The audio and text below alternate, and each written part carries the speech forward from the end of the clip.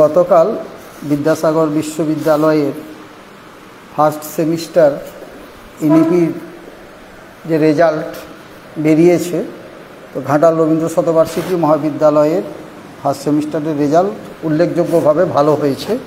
আমাদের মোট পরীক্ষার্থী ছিল ১৬২২ জন, এর মধ্যে কৃতকার্য হয়েছে ১৪৬৬ জন এবং শতাংশের অনুপাতে ৯০.৩৮% ছাত্রছাত্রী দ্বিতীয় সেমিস্টারে উত্তীর্ণ হয়েছে।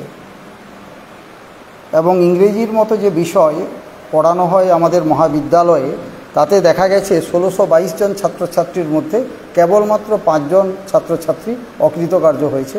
এর জন্য আমি আমাদের মহাবিদ্যালয়ের অধ্যাপক অধ্যাপিকা প্রত্যেককেই অসংখ্য ধন্যবাদ জানাই। এবং এই এনইপি সিলেবাসে বিভিন্ন ধরনের নতুন নতুন সাবজেক্ট এসেছে, সেগুলো আমাদের অধ্যাপক অধ্যাপিকারা সুন্দরভাবে ছাত্রছাত্রীদের কাছে পৌঁছে দিচ্ছেন এবং তার ফল কিন্তু আমরা এই পরীক্ষার রেজাল্টের মাধ্যমেই পেয়েছি। এবং উল্লেখযোগ্যভাবে বিদ্যাসাগর বিশ্ববিদ্যালয়ের মধ্যে এবং এর জন্য ছাত্রছাত্রীদেরও কৃতিত্ব রয়েছে। এবং পশ্চিমবঙ্গ আমাদের এবার semester grade point average highest হয়েছে 9.2। সাথী পাইন নামের এক ছাত্রী পেয়েছে 9.2 SGPA semester grade point average. এবং এই এনইপিতে একটা চ্যালেঞ্জ আমাদের কাছে, শিক্ষকদের কাছে, কারণ বিভিন্ন ধরনের অপশান এসছে সাবজেক্টের বিষয়বস্তু আলাদা, ছাত্রছাত্রীদের কী করে গ্লোবালি ইকুইপ করা যায় তার চেষ্টা আমরা করছি।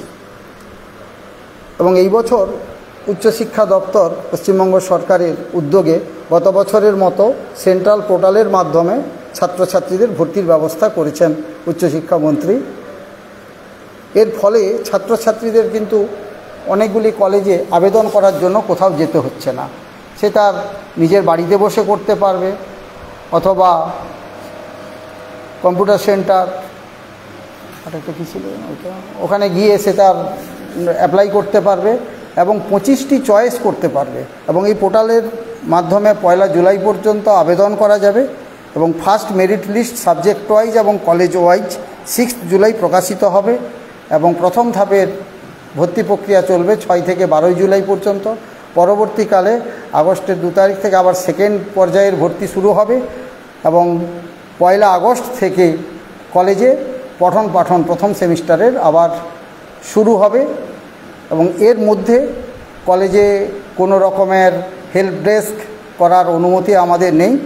আমরা কতকগুলো অধ্যাপক অধ্যাপিকা এবং শিক্ষাকর্মীর ফোন নম্বর দিয়েছি ওয়েবসাইটে, ছাত্রছাত্রীরা কোনো কোয়ারি থাকলে ওই ফোন নম্বরে যোগাযোগ করলে আমরা তাদেরকে হেল্প করছি। হ্যাঁ, আবেদনপত্র পড়ছে এবং গতকাল পর্যন্ত আমাদের প্রায় 2147 জনের আবেদন আমরা পেয়েছি বিভিন্ন বিষয়ে। আশা করি শুধু ঘাটাল কলেজের জন্য, এবং আশা করছি গত বছরের মতোই আমাদের অ্যাডমিশান হবে। আমাদের অ্যাডমিশান প্রক্রিয়াতে কোথাও ভাটা পড়ছে না। অন্যান্য অনেক জায়গাতেই ছাত্রছাত্রী কমে যাচ্ছে, কিন্তু এই মহাবিদ্যালয়ে ছাত্রছাত্রী আগের মতোই রয়েছে। বর্তমানে স্টুডেন্ট সংখ্যা 4987। এবং এই বছর এই করোনার পর থেকেই, করোনার শুরু থেকে বিদ্যাসাগর বিশ্ববিদ্যালয়ের এবং বিদ্যাসাগর বিশ্ববিদ্যালয়ের অধীনস্থ কলেজগুলিতে যে MA পাঠ্যক্রম চলে, MA-MSc পাঠ্যক্রম, তার ভর্তি প্রক্রিয়া নাম্বারের ভিত্তিতে হচ্ছিল, কিন্তু করোনার পূর্বে অ্যাডমিশান টেস্টের মাধ্যমে ভর্তি প্রক্রিয়া চলত।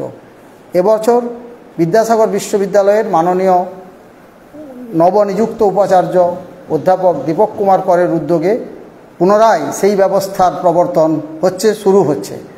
অর্থাৎ সেন্ট্রাল পোর্টালের মাধ্যমে অ্যাডমিশান হবে এবং অ্যাডমিশান টেস্টের মাধ্যমে অ্যাডমিশান হবে। এটা একটা অভূতপূর্ব ব্যবস্থা, এরকম ব্যবস্থা এর আগে হয়নি। কলেজ পরিকাঠামো দেখছি ঢেলে সাজানো হচ্ছে, রং টং করা হচ্ছে নতুন করে। হ্যাঁ, আমাদের কলেজে 2016 সালে ন্যাক হয়েছিল, ঠিক তার আগেই কলেজ বিল্ডিং রং করা হয়েছিল, আমি যতটুকু এসে শুনেছি। তারপরে বন্যা হয়েছিল এবং বিল্ডিংগুলো অনেক পুরনো, ফলে ড্যাম হয়ে গেছিল এবার আমার কলেজের পরিচালন সমিতির সভাপতি মাননীয় দীপক অধিকারী এবং আমাদের গভর্নিং বডির সমস্ত সদস্যগণ, সরকার মনোনীত সদস্য শ্রী গৌরীশঙ্কর বাগ, শ্রী সুশান্ত মণ্ডল, ওনারা প্রত্যেকেই চাইলেন যে না, কলেজের পরিকাঠামো উন্নয়ন করতে হবে, বিল্ডিংয়ের যে ভগ্ন দশা সেই জায়গাগুলো ঠিক করতে হবে। মূলত আমাদের কলেজের পরিচালন সমিতির সভাপতি মাননীয় দীপক কুমার অধিকারী মহাশয়ের সুযোগ্য নেতৃত্বে উনি আমাদের সাহস জুগিয়েছেন। উনি বিভিন্ন সময় আমাদের পরামর্শ দেন। না বলছি, হ্যাঁ, আমাদের পরিকাঠামোর মধ্যে প্রথমত আমরা ধরেছি প্রত্যেকটি রুমের বেশিরভাগ জায়গায় প্লাস্টার ছাড়িয়ে সেগুলো রং হয়েছে, নতুন করে ইলেকট্রিফিকেশান হয়েছে এবং প্রত্যেকটি ক্লাসরুম একেবারে আধুনিকভাবে সাজানো হচ্ছে।